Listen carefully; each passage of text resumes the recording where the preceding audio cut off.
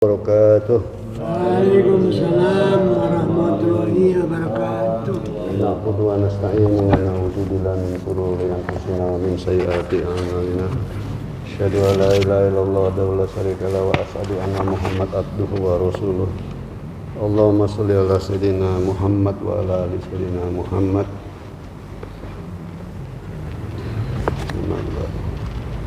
Alhamdulillah, lagi-lagi kita bersyukur kepada Allah Subhanahu wa taala karena Allah sudah banyak memberikan kita nikmat. Apabila kita bersyukur kepada Allah Subhanahu wa taala, maka Allah akan menambahkan nikmat kita lagi. Jadi kita bersyukur ini jangan sampai kita henti-hentinya. Apabila kita berhenti, maka ya Allah tidak menambah lagi nikmat. Karena dalam Al-Quran apabila kita bersyukur, maka Allah akan menambah nikmat.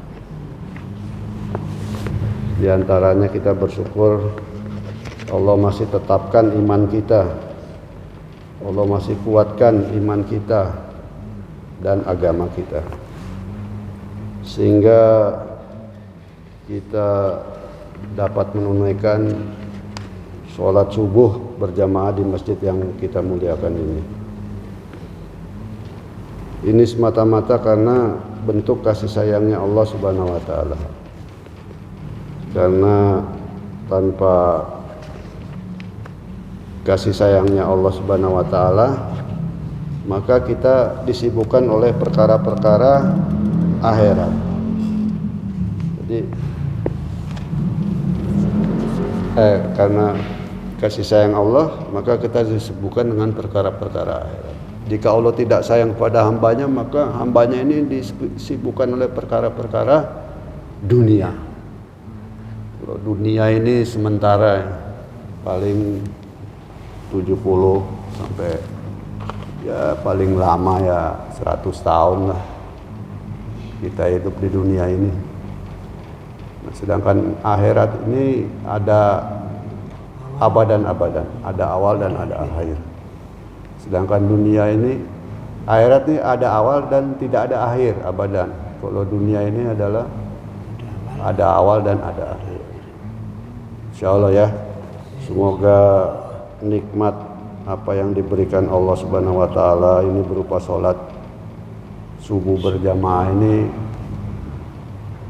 bisa mendatangkan hidayah bagi orang yang belum sholat berjamaah di masjid. Ini kita doakan supaya masjid kita ini makmur, supaya jemaahnya subuh ini seperti jemaah sholat Jumat.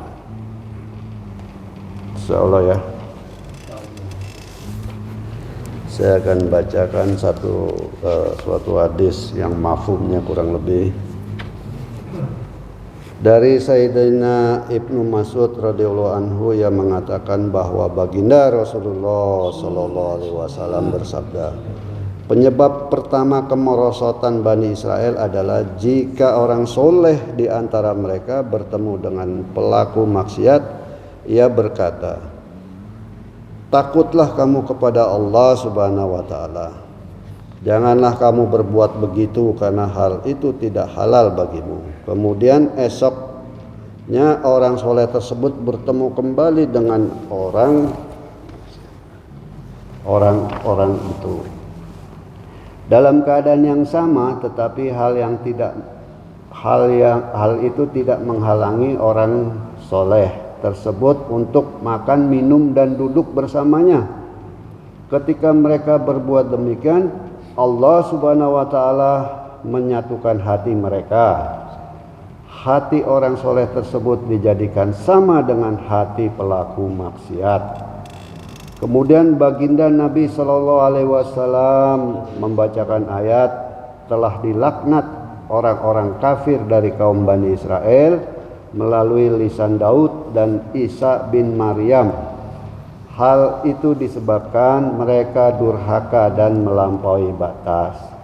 Mereka tidak saling melarang kemungkaran yang mereka lakukan. Sungguh sangat buruk apa yang mereka lakukan. Engkau lihat kebanyakan mereka tolong-menolong dengan orang-orang kafir. Sungguh amat buruk apa yang mereka sediakan bagi diri mereka, yaitu kemurkaan Allah terhadap mereka, dan mereka kekal dalam azab. Jika mereka beriman kepada Allah, kepada Nabi, dan apa-apa yang diturunkan kepadanya, tentang mereka tidak akan mengambil orang-orang kafir menjadi pemimpin. Tetapi kebanyakan mereka adalah orang-orang fasik. Kemudian baginda Nabi SAW bersabda, ingatlah demi Allah, kalian harus mengajak kepada kebaikan dan mencegah dari keburukan.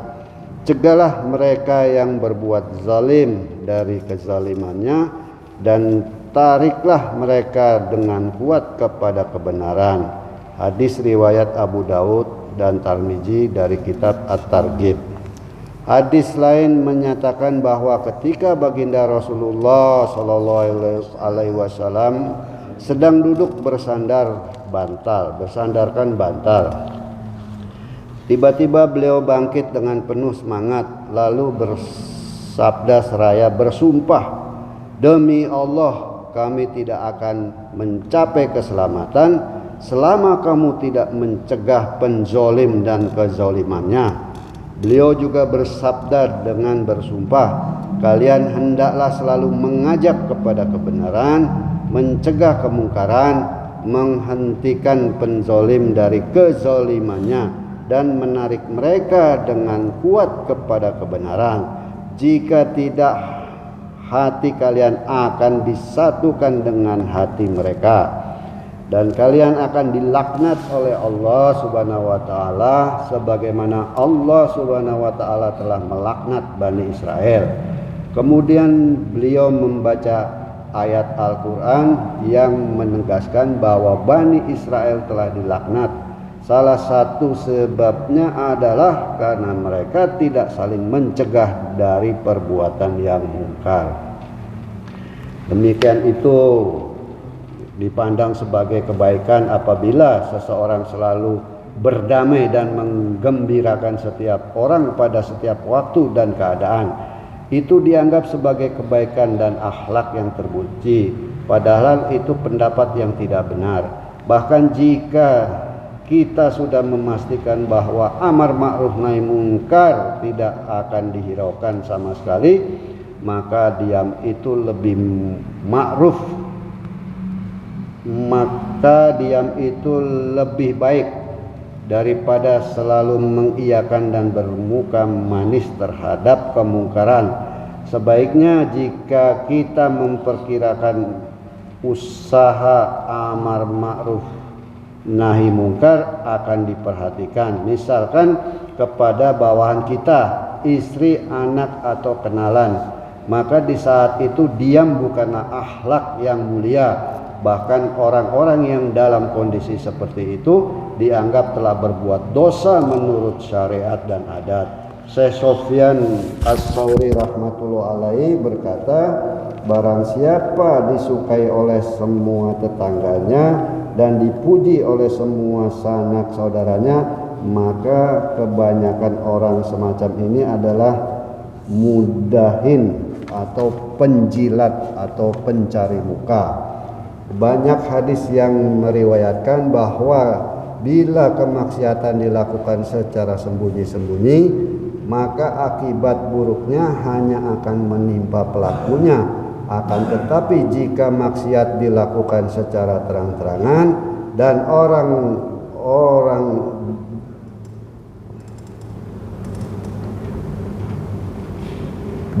yang mampu mencegahnya hanya berdiam diri, maka semua orang akan mendapat dampak buruk. Kini setiap orang hendaknya memikirkan beberapa banyakkah kemaksiatan yang terjadi di hadapan kita setiap hari, yang sebenarnya kita dapat mencegahnya, tetapi kita justru mengabaikan dan tidak memperdulikannya. Bahkan kini jika ada orang yang berusaha mencegah kemungkaran, maka kebanyakan orang yang akan menentang dan menganggap Ya orang yang berpikiran sempit, mereka bukannya membantu tetapi malah melawannya. Setiap sikap seperti ini adalah kezaliman yang lebih besar. Al-Quran menyatakan yang artinya, dan orang-orang yang zalim itu akan mengetahui ke tempat manakah mereka akan kembali.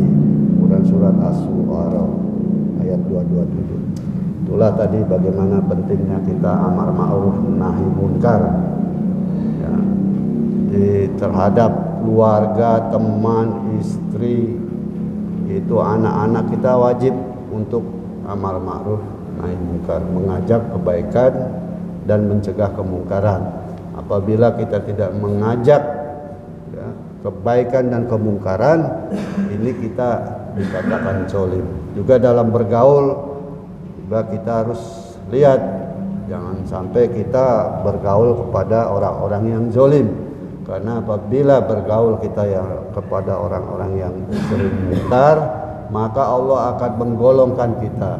Jadi kita bergaul kepada, sebaiknya kita bergaul kepada orang-orang soleh, kecuali kalau kita ingin berdakwah kepada orang-orang yang munkar. Insya Allah ya, insya Allah kita bagaimana ini kita bisa amalkan dan kita sampaikan, dan taklim ini kita hidupkan di rumah kita. Insya Allah kita hidupkan di rumah kita, kita baca taklim apa aja, Bukhari, hadis-hadis yang lain, supaya suasana agama ini di rumah ini ada suasana agama, dan dilihat dari atas ini seperti bintang-bintang yang bercahaya, dan beberapa kemaksiatan akan dihindari. Apabila dia mau masuk ke rumah kita, maka karena ada taklim, maka kemaksiatan, kemungkaran segala macam tidak akan bisa masuk. Insya Allah ya. Kita tutup dengan doa kifarah majelis. Subhanahu wa bihamdi, subhanakallahumma wa bihamdika, asyhadu an la ilaha illa anta, astaghfiruka wa atubu ilaik. Wabillahi taufiq wal hidayah. Wassalamualaikum warahmatullahi wabarakatuh.